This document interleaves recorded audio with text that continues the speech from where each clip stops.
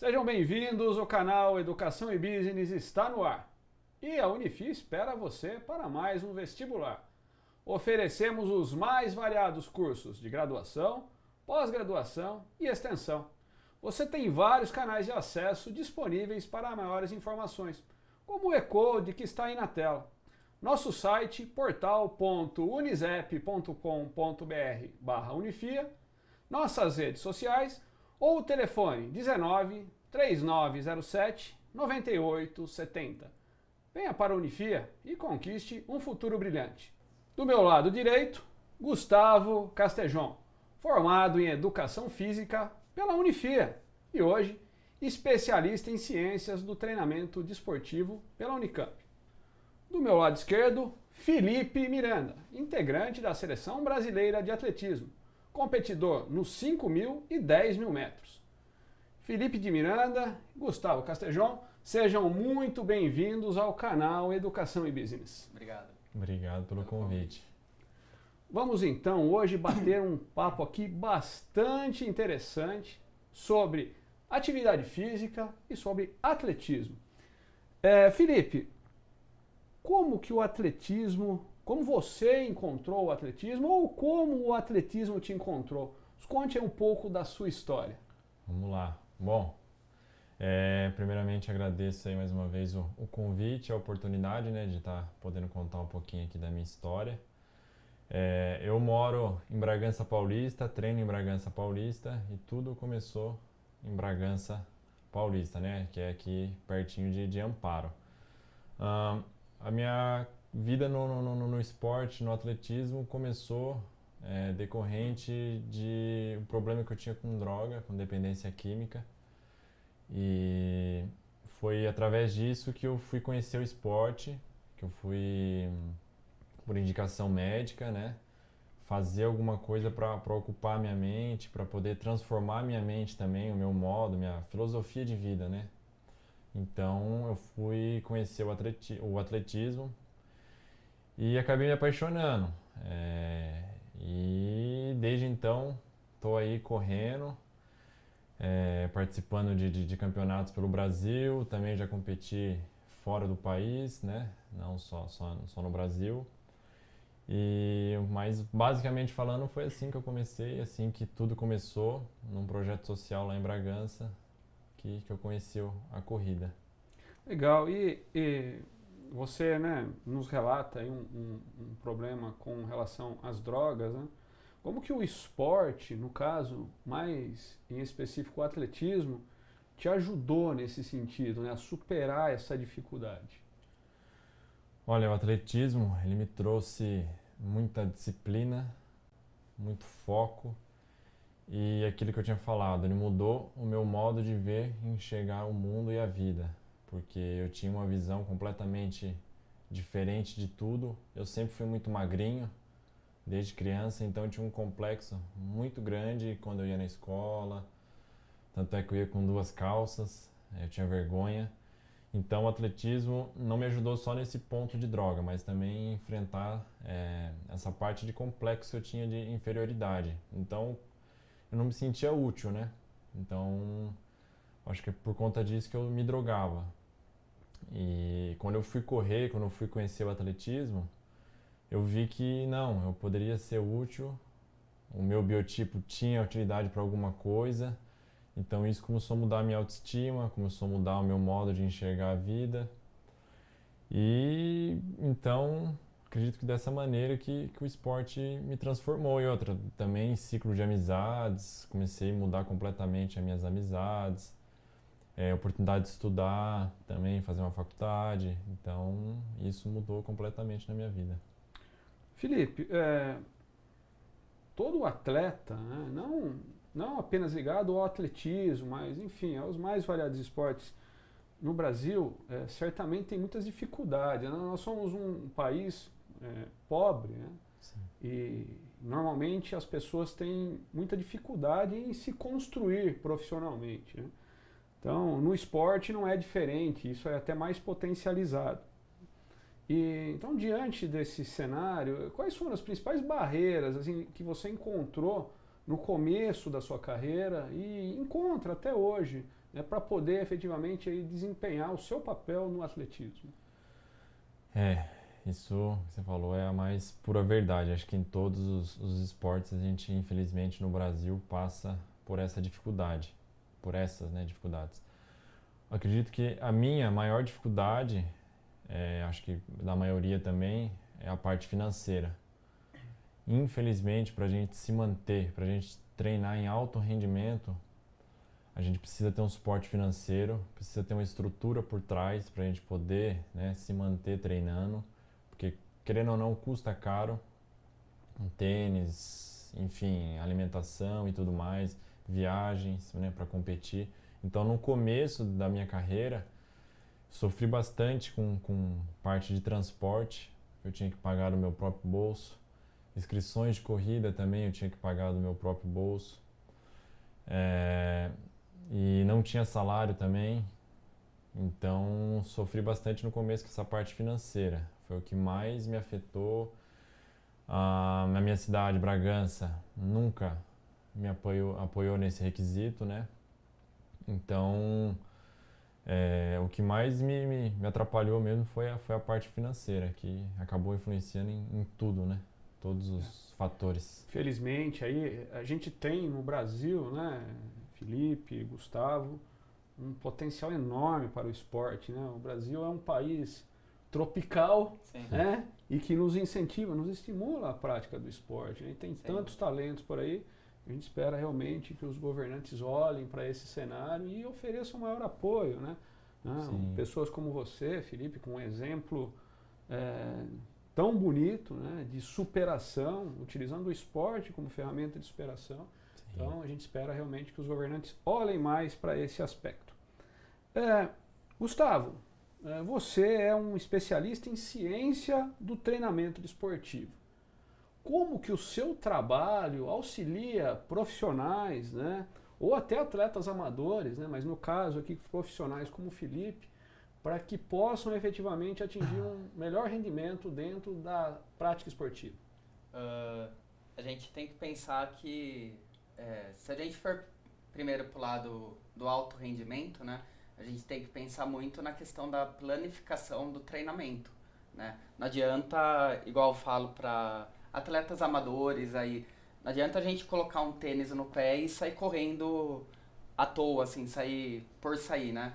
Então, assim, a primeira dica, principalmente para os amadores, primeiro pensando, né, seria procurar uma orientação médica primeiro, buscar, né, fazer exame, ver como você está antes da prática da atividade física, no caso, né? O que não é o que ocorre normalmente, né? A maioria das pessoas bota o tênis, o short e sai correndo. Perfeito. Então, acho que até aproveitar do canal para dar essa sugestão primeiro para atletas amadores, já que atletas profissionais geralmente a gente pelo menos espera, né, Felipe, que tem um aporte por trás em relação a isso, né? Mas para atletas amadores, principalmente, já que a gente está atingindo um público grande, eu acho que vale a gente ressaltar isso aqui no canal, né? Que procurem um especialista, façam um check-up antes de apenas colocar o tênis no pé e sair correndo por aí, né? E a questão do correr em si é uma abrangência muito maior do que apenas o correr, né? E daí entra a questão do profissional de educação física, né? Eu até indico que procure alguém assim da sua confiança, né? Um profissional de educação física da sua confiança para que consiga planificar o seu treinamento, porque correr não é apenas correr, né? Não é sair, hoje eu vou fazer 5 km, hoje eu vou fazer 10, hoje eu vou fazer 21, hoje eu vou fazer 42 ou uma ultramaratona, né? Então tem toda uma fase de treinamento, seja profissional, a gente ajudar o Felipe, por exemplo, igual você citou, então ele já passou por todas essas fases, né?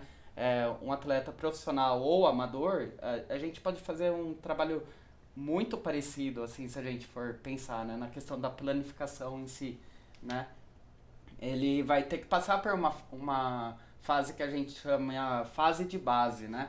Que é onde vai dar uma estrutura para o atleta. A estrutura que eu digo é a estrutura muscular, a gente inicia fazendo trabalhos de resistência muscular, se a gente pensar na questão da musculatura em si do atleta, né? A gente inicia com corridas mais leves, né? No início pensando mais na questão do cardio mesmo, condicionamento aeróbico a princípio, né? Para depois a gente ir em cima do objetivo, porque todo atleta de alto rendimento tem um objetivo final. Eu vou participar do Troféu Brasil, por exemplo, né, no caso dele, ou um atleta amador, eu vou participar, sei lá, da Uphill, que é uma prova bem difícil também, né, mas muitos atletas amadores também gostam de participar, né. Então eu tenho que ter toda uma planificação, pensar nesse treino de base, fazer um fortalecimento legal, iniciar trabalhando um volume menor, um volume de treino, no caso, mais para questões aeróbicas, condicionamento aeróbico. Daí, numa segunda etapa, eu já penso no condicionamento anaeróbico, né, que a gente está pensando já na fase de construção. Daí, depois já veio uma fase de pico, que é onde a gente treina praticamente fora da zona de conforto, né, do corpo, né? A gente atinge zonas de conforto, zonas que a gente nem esperava atingir, às vezes, né? Treinos que vão até muito além do que a gente vai fazer num dia de prova mesmo, né? Para preparar totalmente o corpo. E quando você fala de planificação, né, para as pessoas que estão nos assistindo, na prática, como é que funciona isso? Tá, primeiro você chega para o seu técnico, né, no caso, né, para o profissional de educação física que trabalha com isso, né, e você vai ter que ter um objetivo ali. Vamos traçar um objetivo. Qual corrida vai ser o meu foco, entendeu? Do ano, assim. Eu quero participar de uma maratona. Daí, em cima desse seu objetivo, o profissional da educação física, no caso, vai montar essa planificação do treino. Ele não vai começar com um volume de maratona. Então, o trabalho vai ser gradativo, né? Seria planejamento do treino. Isso, seria um planejamento do treino, né? E ele vai começar devagar, né? E respeitando os limites do corpo do seu aluno, no caso, né? E o que muitas pessoas erram também é a questão da recuperação, a questão do descanso, né? Que faz toda a diferença também no trabalho de corrida. Uma boa noite de sono, por exemplo. Isso, sono, alimentação, o descanso. Não é todo dia que eu preciso sair correr, né? E tem gente que, hoje eu vou fazer 5 km, amanhã eu vou fazer 5 km, quarta eu vou fazer 5 km, pensando na semana. E o treino fica aquilo. Eu quero melhorar nos 5 km, mas será que se eu fizer 5 km todo dia, eu vou melhorar nos 5 km? Pois bem. Tem outras variáveis. Tudo vai na linha de buscar um acompanhamento profissional. Com certeza. Né? Agora, uma curiosidade que eu sempre tive aqui, tá? Eu tenho 43 anos, acompanhei as Olimpíadas em 1984, Joaquim Cruz, né? Que vocês devem conhecer muito bem, né? Corredor histórico para o Brasil. O que explica o desempenho do Joaquim Cruz na medida em que ele treinava no Brasil em condições completamente improváveis de se conquistar uma medalha de ouro olímpica, né? O que explica? Vocês são professores de educação física, né? O que explica o desempenho do Joaquim Cruz? Foi uma questão de genética apenas?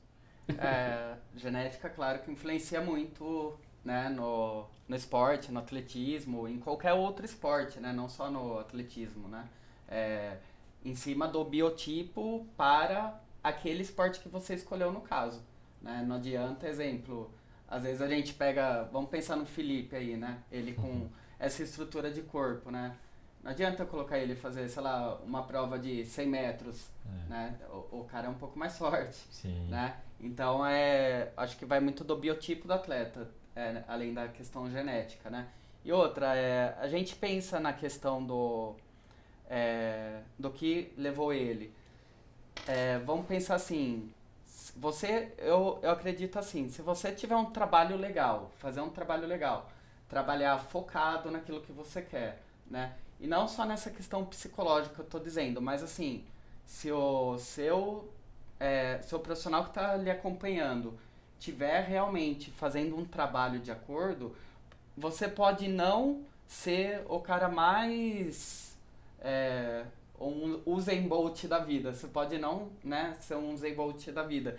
Mas se você for um atleta esforçado, dedicado, você vai atingir bons resultados também.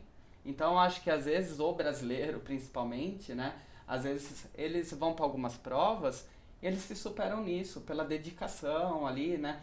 Quer quer não, brasileiro é um povo muito guerreiro, né?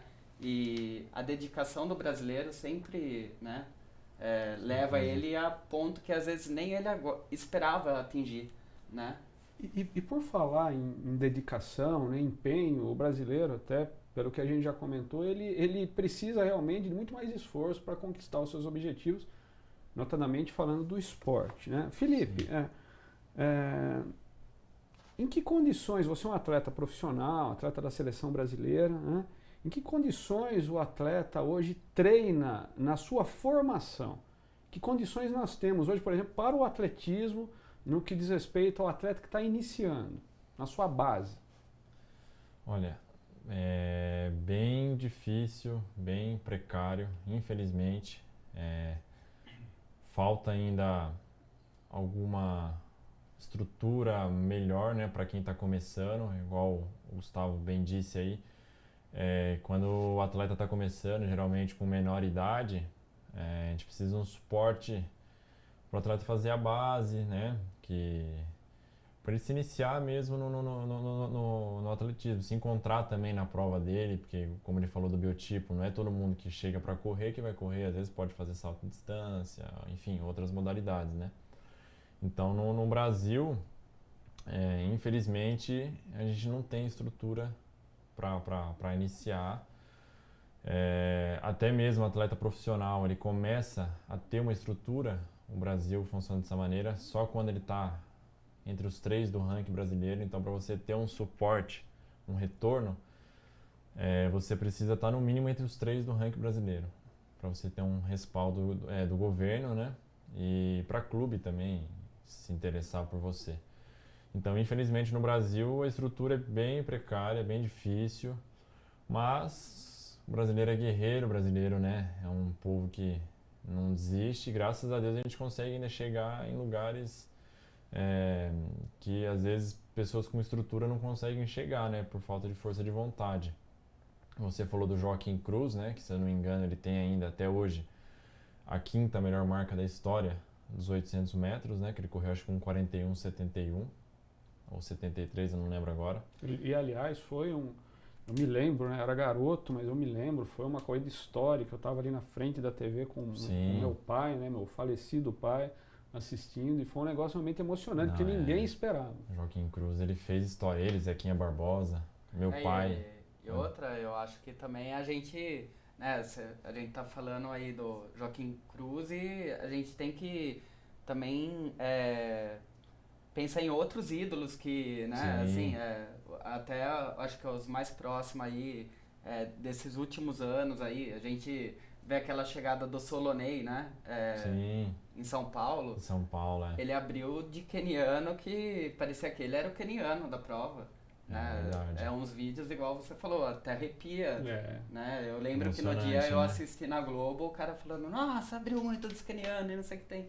E aquilo arrepia a gente e acaba se tornando, a gente acaba, né, se tornando inspira, fã né? do cara, uma inspiração pra gente, né? O Frank Caldeira, né, foi um dos primeiros brasileiros aí que bateu de frente, né, com queniano, né? Então, Verdade. o Marilson tem marcas excelentes. Marilson, ele era o único não africano que estava entre os 20, né, do ranking mundial da maratona, que existe um ranking mundial, e nesse ranking mundial os 50 primeiros eram africanos, e o único não africano era o Marilson, que era o brasileiro, né?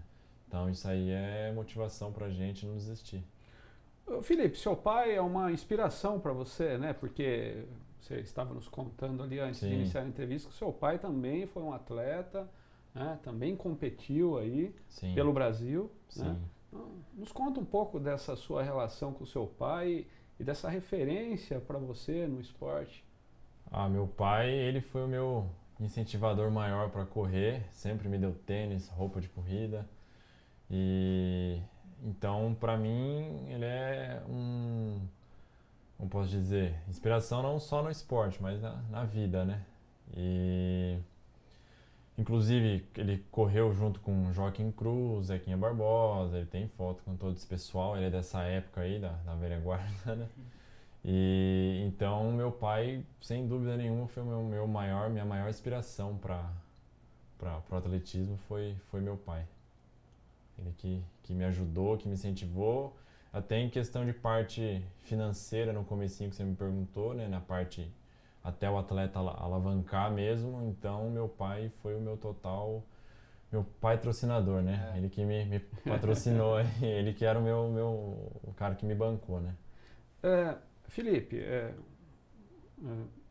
que caminho, né, se você tivesse que detalhar assim, os passos, eu sei que muitas vezes os passos podem ser diferentes de pessoa para pessoa, mas um caminho natural dentro do atletismo, né, desde quando o garoto começa, o garoto e a garota começam a competir, né? Qual é esse caminho natural? Nos conta um pouco assim, de quais são as etapas pelo qual passa um atleta, né, um amadurecimento de um atleta ligado ao atletismo. Então, acredito que tudo começa pelo incentivo de alguém, né? Ou a pessoa vendo, assistindo a provas e tal, se inspira, acho que começa pela inspiração, pela vontade de querer praticar o esporte. E acho que a maioria no Brasil começa por projetos sociais, né? Que foi o meu caso também, acredito que a maioria dos atletas também começaram por projetos sociais. E a partir daí, infelizmente, os projetos sociais não conseguem dar o suporte necessário para o atleta se tornar profissional, né? A estrutura. E então, o que a gente tem que fazer? A gente tem que procurar clubes, que né, aqui na nossa região tem o Orcamp, que fica em Campinas, em Bragança, a Abra, né? Que são clubes já, e que tem federação e tudo mais, para fazer um teste, né? Daí, se você passa nesse teste, o clube te pega e começa a te pagar, já te dá uma estrutura melhor, pagar transporte em competição, inscrição, todas essas coisas. Então, e também o atleta é aquilo que o Gustavo está falando, o objetivo, né? Que ele falou da planilha, que o treinador tem que fazer o planejamento. Então o atleta também ele tem que ter um planejamento, tem que ter um foco aonde ele quer chegar. E o atleta de alto rendimento, não só atleta de alto rendimento, quem pratica esporte geralmente tem uma percepção muito grande de onde ele pode chegar. Ele sabe do que o corpo dele é capaz. Então, acho que o atleta tem que ter isso em mente, aonde ele pode chegar, né? Como que ele vai fazer para chegar lá é um pouco mais difícil por conta da estrutura, mas, assim, falando, né, brevemente, é mais esse processo mesmo de você começar num projeto social, depois procurar um clube, ou já ir direto para o clube também, se você tiver a oportunidade. E o clube vai te encaminhar para uma carreira aí, e a partir dali você amadurece muito também, né? E, Felipe, o que eu observo assim também em cima disso é que essa vontade, principalmente das crianças, em procurar esses projetos sociais, aumentou muito no período de Olimpíadas. Sim. É algo que acho que fica assim muito mais exposto na mídia, né? E as pessoas têm mais acesso e conseguem, né? Incentivo, mais. Conseguem o incentivo da mídia, no caso, né? Também, né? Além do incentivo de pai ou de terceiros, né? Sim. Acho que a mídia influencia bastante na criança. Como ocorreu, pensando em outros esportes, na época do Guga, né? Quando ele surgiu e tal. Verdade. Deu um boom no tênis. E assim ocorre com várias modalidades esportivas. Neymar e sim, assim por diante. Que o futebol ainda é uma coisa que pro brasileiro a gente tem essa constante cultura, né? procura, né? Apesar da corrida hoje já ser o esporte mais praticado, né? Mas... para vocês dois, tá? E aí vocês decidem quem responde primeiro. Beleza. Né? Sobre o aspecto psicológico, né? Nós somos uma nação, né, com muitos problemas sociais. Então, muitas vezes quando o garoto, a garota chegam, né, entendem que o esporte é um caminho, eles chegam ali com uma série de problemas de ordem psicológica, emocional. Né? Como é que vocês veem a atuação da psicologia no esporte, ou da psicologia do esporte, para ajudar esse garoto, essa garota, a terem foco realmente na competição, na carreira, na profissão, e naturalmente, evidentemente, usar inclusive os seus aspectos psicológicos para superar todas essas barreiras emocionais aí que muitas vezes se construíram. Como é que vocês veem essa relação? Quer ir primeiro, Então Gustavo? tá. Eu observo que quando uma criança, igual você falou, alguém que busca o esporte chega até a gente, né? Ele realmente geralmente vem com algum tipo de problema, né? Só que a gente tem que mostrar que o esporte é uma disciplina, né? Se você quer ter resultado, você tem que traçar metas a curto, médio e longo prazo e a gente tem que buscar bater essas metas ali no treinamento diário. Você tem que ter um foco, igual você disse, né? Pra gente Fácil. buscar bater essa meta, seja ela exemplo.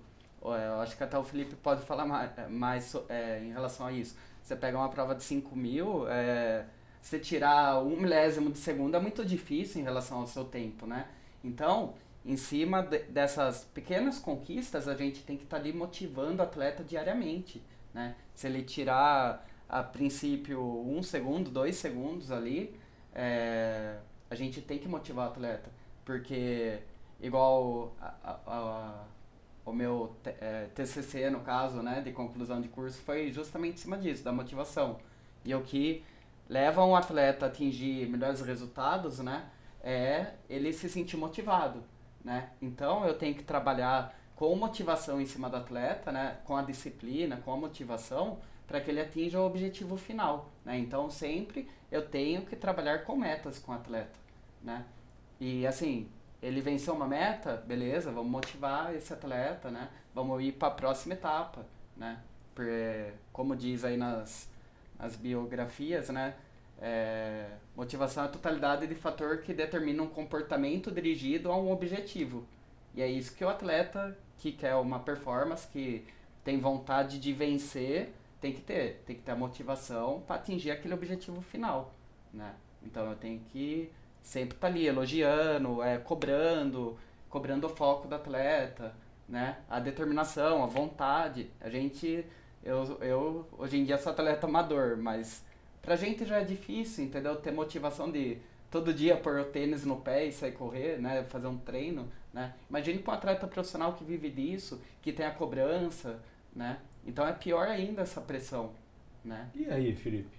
Como é que é essa pressão na prática para um atleta profissional e como é que o fator psicológico, né, qual pode ser trabalhado, né, de acordo com sua experiência, inclusive como profissional aí de educação física? Olha, o fator psicológico é o fator que mais influencia no desempenho de um atleta. O atleta ele pode estar na sua melhor forma física, mas se ele não tiver com o psicológico bom, não vai adiantar de nada. Então a gente tem que ter a cabeça, a mente muito boa, igual o Gustavo falou, questão de motivação. Motivação é uma coisa muito difícil, porque o treinamento, eu vou falar na parte profissional. O treinamento profissional, ele é muito repetitivo. Ele não é uma planilha que o treinador nos manda, que é, por exemplo, bem dinâmica, com bastante treino diferente e tal. Não, a planilha nossa, às vezes, é o mesmo treino toda semana. Então, repete sempre o mesmo treino, você sabe que vai ter aquilo para fazer todo dia. Então, isso aí acaba cansando mentalmente o atleta, porque ele fica cansado de fazer a mesma coisa. Então, para você procurar motivação é difícil. Mas o esporte, agora falando na parte, vamos dizer assim, social, né, que você falou que às vezes a pessoa vem com muito problema, depressão, ansiedade, esses outros fatores aí que são já patologias, né? O esporte ajuda e ajuda muito, muito, muito mesmo. A corrida aí, existem estudos, o Gustavo pode até falar melhor, que para combater a ansiedade e depressão é um fator, o esporte que mais ajuda, que mais influencia. Eu falo por mim, que eu Libera muito hormônio, né? eu tive Serotonina, depressão. endorfina, né? Isso. Eu tive depressão, então posso falar por mim. Me ajudou muito na minha fase de tratamento químico, né? Eu tive que fazer um tratamento para poder largar as drogas, então me ajudou muito, muito, muito mesmo. Em fator também de autoestima, eu estava falando do meu corpo, também me ajudou muito. Então, assim, existe o fator de ajudar muito, mas também tem o fator que pesa na parte da cobrança, né? Porque quando a gente entra no alto rendimento, é clube te cobrando, é treinador te cobrando. E para vocês, né, terem uma noção, a gente treina todo dia, 2 vezes por dia. Então a gente treina de manhã e à tarde. O nosso volume semanal dá em média 150 km por semana, tá? Então imagina você fazendo isso 365 dias do ano. Chega uma hora que você não quer mais saber de corrida. Então é difícil, a cobrança é complicada e chega em época de competição, Troféu Brasil, essas competições, eu que fui disputar campeonato fora do país, né? O que me derrubou foi minha cabeça, porque fiquei muito nervoso, me cobrei demais, então a gente tem que saber trabalhar muito o fator psicológico, ele é total determinante na carreira do... Não só na carreira, mas também atleta amador sofre bastante em prova, né? Sim. Então... E Felipe, nos conte um pouco aí sobre sua trajetória, né? As competições, os títulos, né? Quais foram as suas conquistas, enfim, um momento marcante aí de uma conquista que você teve. Nos conte um pouco aí da sua história nas pistas de corrida. Vamos lá. Então, como eu tinha dito, comecei por conta da dependência química e quando eu fui nesse projeto social, eu acabei conhecendo o Solonei, o Gustavo conhece, tem um corpinho parecido com o nosso. Então quando eu vi Todos em ele... forma. Todos em forma. Então quando eu vi o Solonei, eu falei, caramba, meu, o que é esse magrelo aí? Pensei, né? Falei, caramba, se ele tá correndo também, né? Então o Solonei, a partir daquele momento, ele virou meu ídolo no esporte, porque ele fazia a mesma prova que eu fazia, faz até hoje, né? Também 5 e 10 mil metros. Isso, ele corre maratona também, né? E eu ainda não cheguei lá, pretendo. E profissionalmente, né? E então fui disputar meus primeiros campeonatos, meu primeiro campeonato estadual com 3 meses de treino. Corri lá no Centro Olímpico, lá em São Paulo. E tive a felicidade de ser terceiro colocado, já no meu primeiro campeonato. Corri 9,45, então desde então eu, enfim, viciei em corrida, porque subir no pódio, aquela sensação de você pegar a medalha, todo mundo te olhando, então te dá né, pro ego é bom. E daí entra aquele fator que você me falou do amadurecimento do atleta. Foi aí que eu despertei realmente pro atletismo. Eu falei, não, acho que é isso que eu quero mesmo. E eu preciso focar e ter uma direção para onde seguir. E eu vi o Solonei com a roupa do Pinheiros.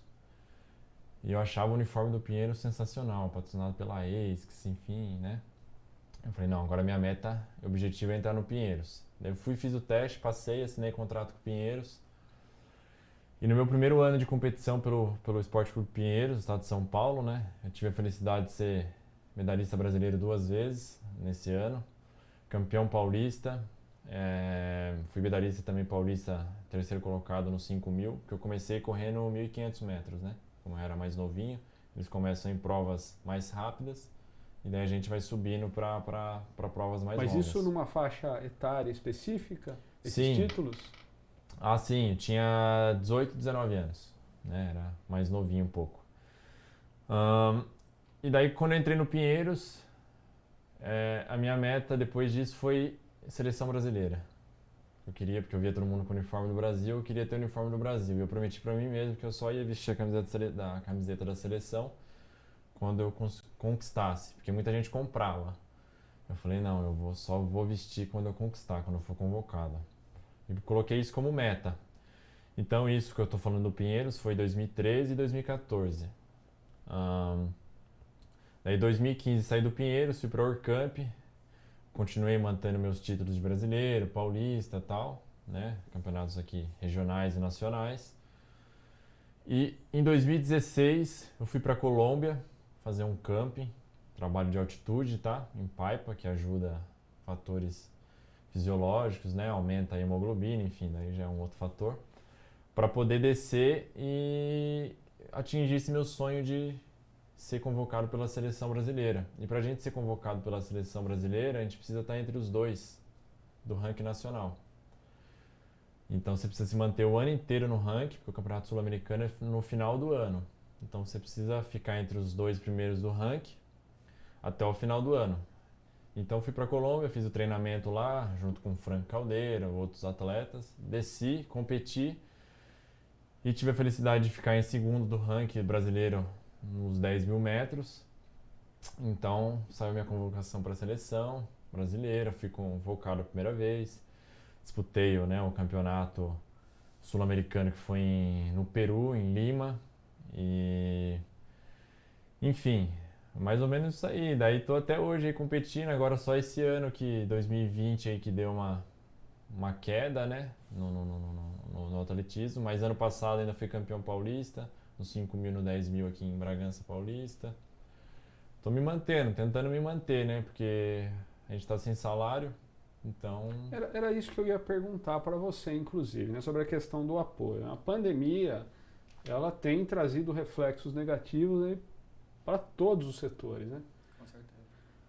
No esporte, mais especificamente no atletismo, Felipe, qual é o impacto da pandemia? Como é que está a vida de vocês hoje, né, em termos de incentivo financeiro, patrocínio e ajuda do governo? Bom, vamos lá. Depois que passou os Jogos Olímpicos, né, do Rio de 2016, até 2016 eles estavam ajudando acima da média, né, do que a gente estava acostumado.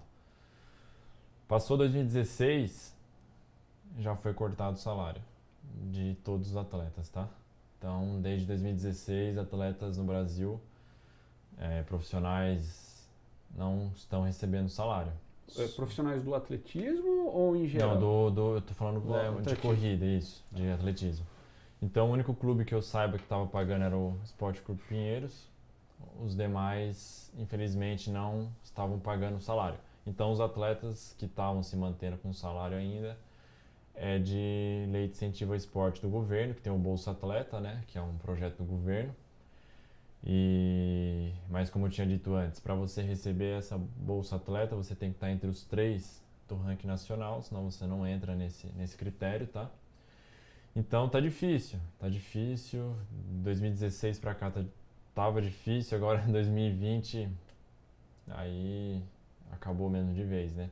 Muitos atletas que eu conheço aí profissional, não vou citar o nome aqui, mas abandonaram a carreira, infelizmente. Atletas aí olímpicos que infelizmente tiveram que abandonar. Eu consigo me manter, porque eu ainda dou aula fora, né, da corrida, tive que fazer isso para poder me manter, senão também com certeza já estaria trabalhando em uma outra área, né? Então, acabou. O cenário para vocês realmente está bastante complicado. E diante desse cenário complicado, Felipe, como é que você está enxergando, né?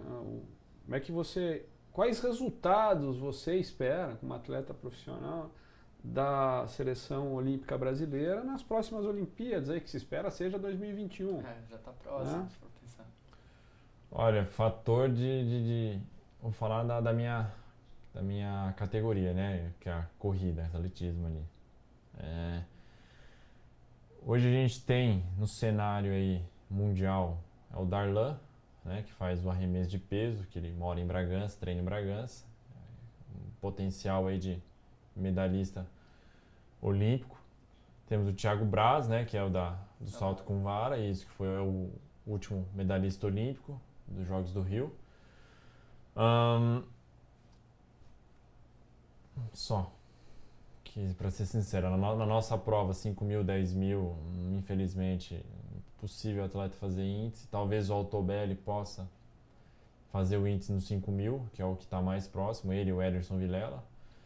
Tirando isso, infelizmente, porque esses nomes que eu estou falando são pessoas também que não tem apoio, não tem nada, né? Mas que impactos você vê, Felipe, né, para os próximos 20 anos, por exemplo? A gente está falando hoje, né, mas esses atletas jovens como você, por exemplo, podem ainda por muitos anos gerar resultados positivos ter resultados positivos, né, nas competições, né?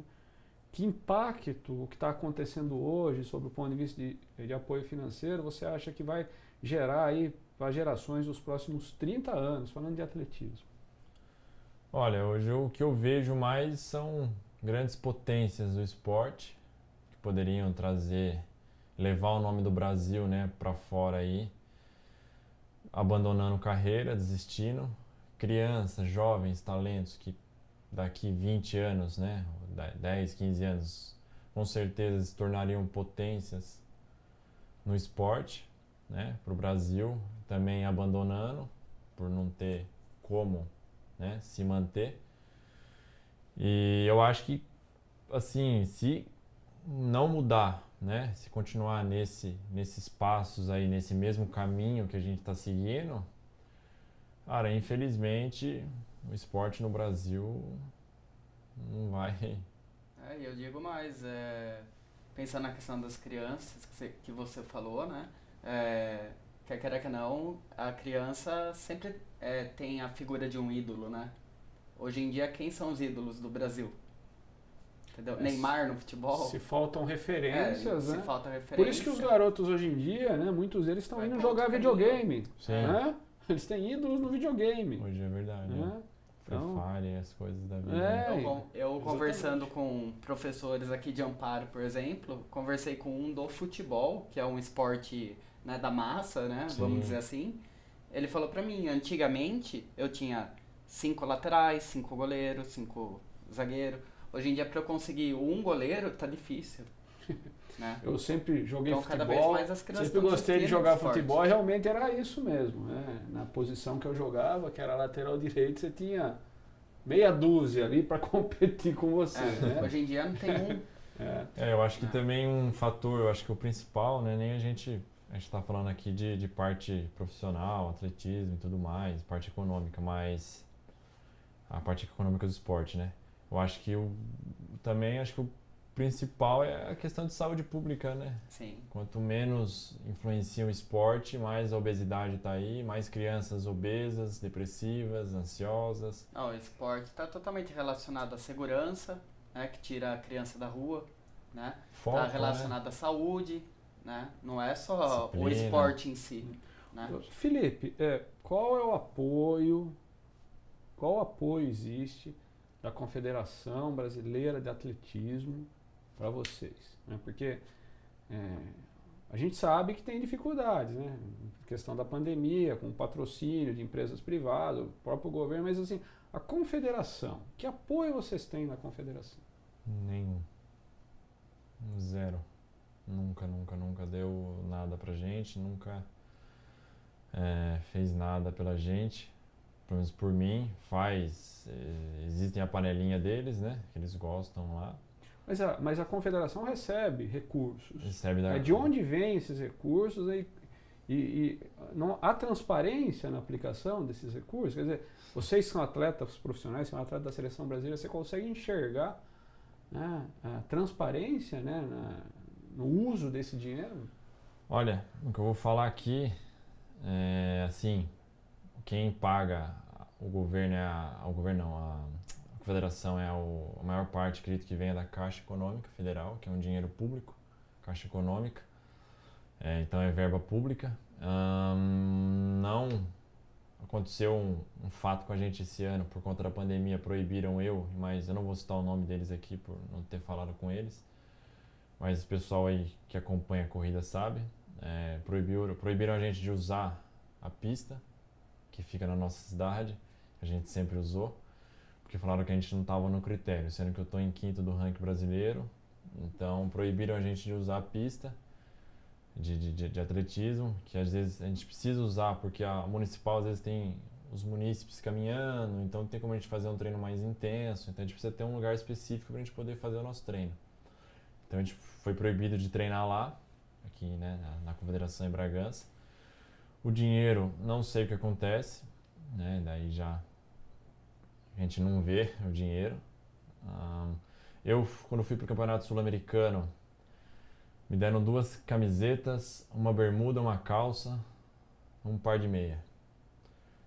No meu quarto, no hotel, me deram uma garrafa d'água e um cacho de banana, para a gente ficar uma semana lá no Peru. Se eu não tivesse levado dinheiro, com certeza eu ia ficar com fome, porque tinha só o almoço e a janta e o cacho de banana.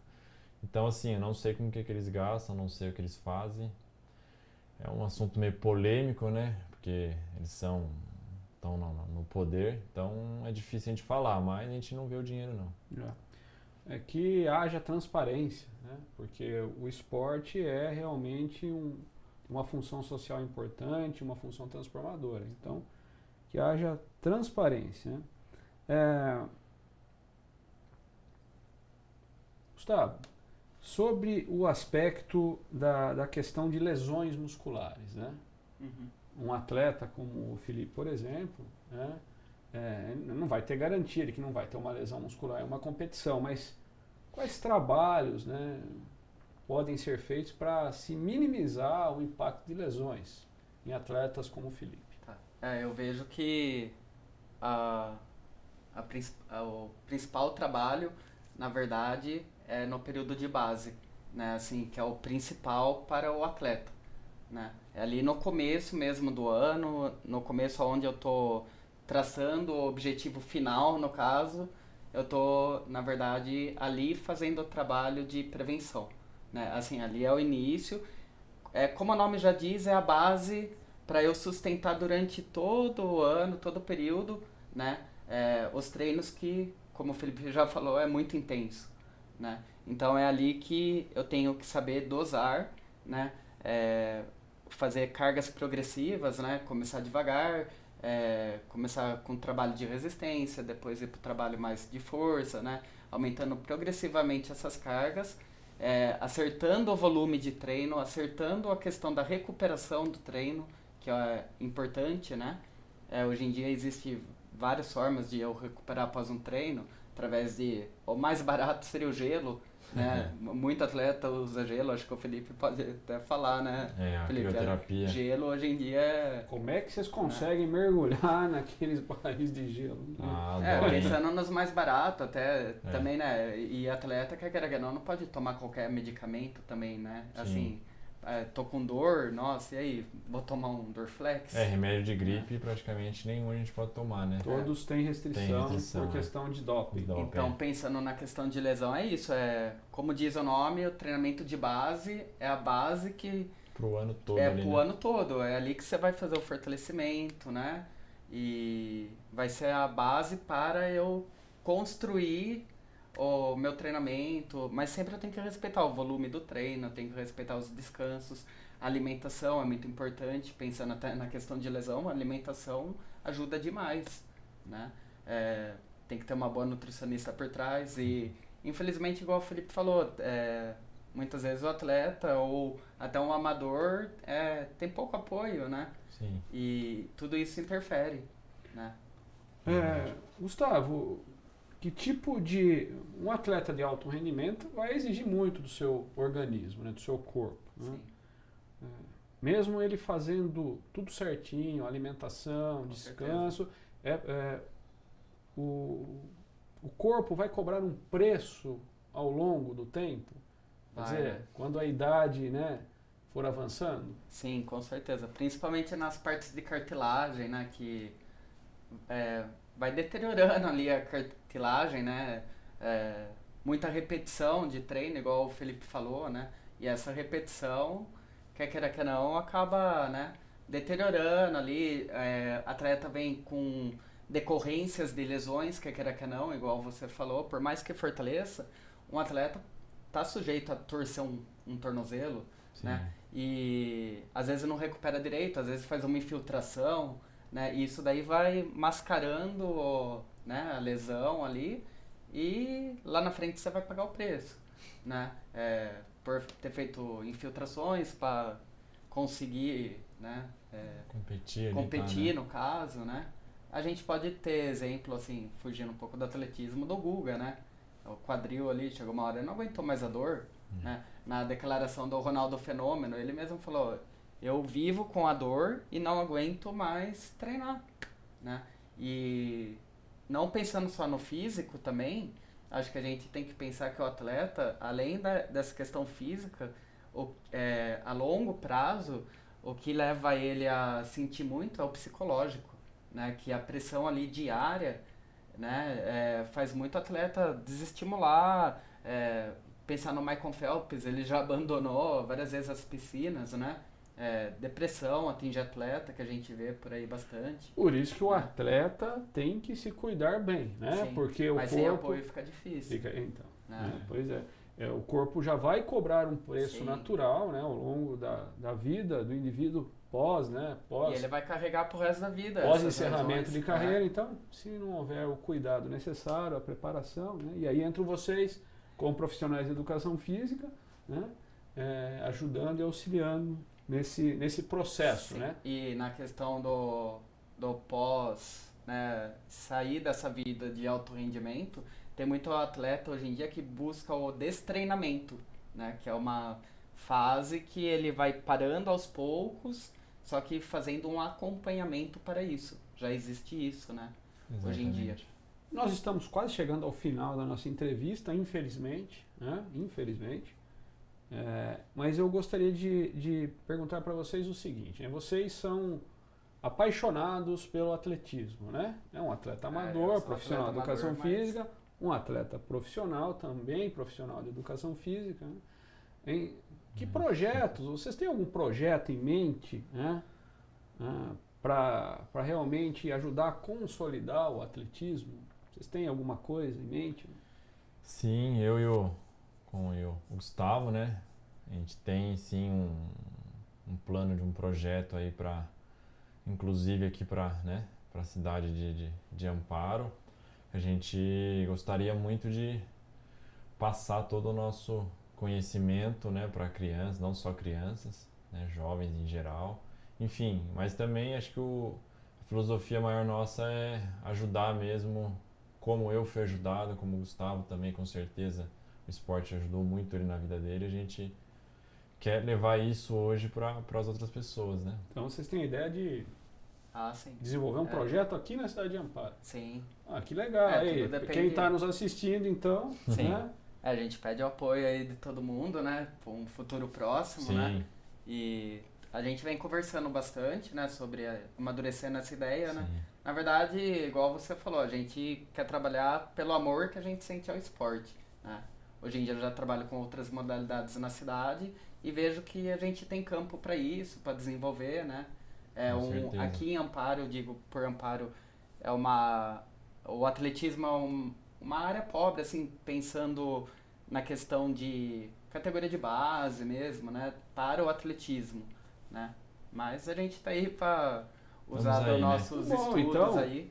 Fica aqui o canal Ah. aberto, evidentemente, para vocês, né? Divulgarem Sim, obrigado, esse projeto, né? Trazerem, de repente, mais detalhes, Sim. né, sobre Muito esse obrigado projeto. A aí. gente fica aí à disposição.